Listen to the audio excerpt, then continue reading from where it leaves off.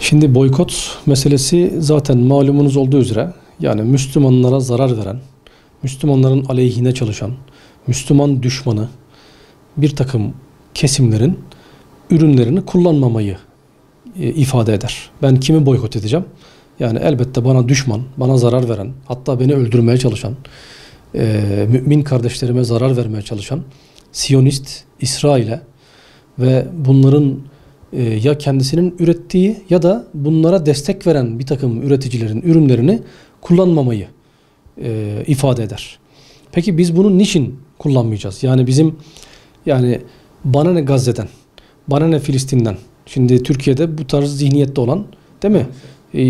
Gözüken, yani bizim mahalleden gözüküp de aslında pek de bizim mahalleden olmayan tipler de var yani.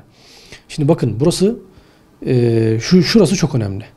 Rabbimiz buyuruyor ki innemel mu'minune ihvetun. Müminler kardeştirler. Burada bir ayrım yapmıyor.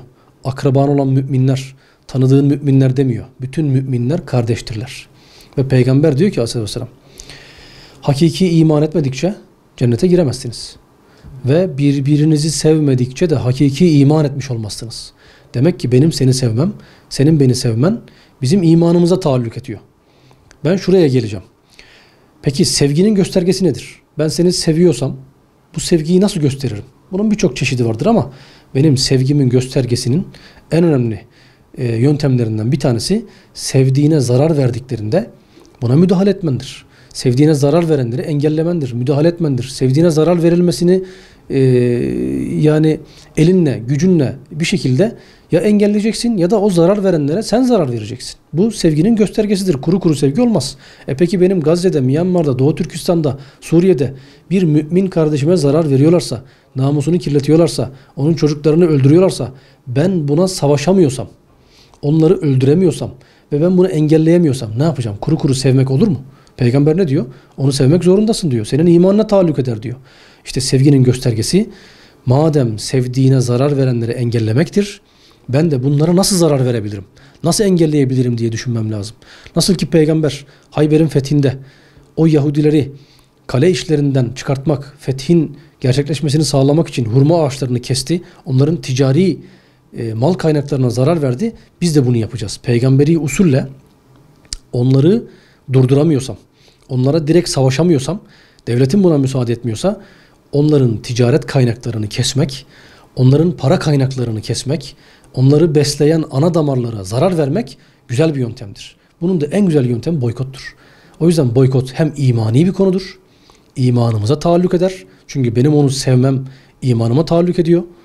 Hem de boykot sünnettir diyebiliriz. Peygamberi bir usuldür diyebiliriz. Boykotun en güzel hali boykot listelerini bilmek, ezberlemek, bunları takip etmek ve kullanmamaktır. Ama daha güzel hali GİMDES sertifikalı ürünleri tüketmektir. Çünkü biz GİMDES olarak zaten boykot ürünlerine sertifika vermiyoruz. Öyleyse GİMDES ürünlerini takip etmek, boykot listelerini ezberlemekten daha kolay. Hem de yerli olması da boykot yapmamızı evet sağlıyor ama helal olmasını sağlamıyor. O yüzden benim hem helal tüketmem hem boykot yapmam lazım. İşte GİMDES ürünleri bunu sağlıyor. Hem boykot yapmış oluyorum hem de dinim gereği helal ve tayyip, temiz, sağlıklı ürünleri tüketmiş oluyorum. Şeytan bizi işte değişik yöntemlerle kandırmaya çalışıyor. Yani senin bir tane almadığın şey ne olacak? Ya da ben zaten boykot konusunda bir sürü boykot şeyi var. Elektroniğinden arabasına, teknolojisinden gıdasına, deterjanından işte kozmetiğine ben bunların hangi birisini yapacağım? Bakınız mecellede geçen bir kaidedir. Bir şeyin tamamını yapamıyorsan tamamını terk edemezsin. Sen %100 Müslüman olamıyorsan, dinin tamamını yaşamıyorsan tamamını terk etmediğin gibi vazifelerimizi de böyle göreceğiz. Biz boykot konusunu yani bütünüyle yapamıyorsak, atıyorum 100 tane boykot başlığı varsa, sektör sektör, ben bunun 100'ünü yapamıyorsam hiç mi yapmayayım? Böyle bir din yok, böyle bir din anlayışı yok. Ben elimden geldiği kadar, gücüm yettiği kadar boykot yapmakla mükellefim. O haram olan gıdayı, o helal bile olsa kardeşimi öldürülmesine vesile olan gıdayı yani tüketmemem lazım. Bugün İsrail'e yardım toplayan bir kuruluş gelse, İsrail yararına para toplasa, atıyorum İsrail İnsani Yardım Kuruluşu, yani tabiri caizse sallıyorum.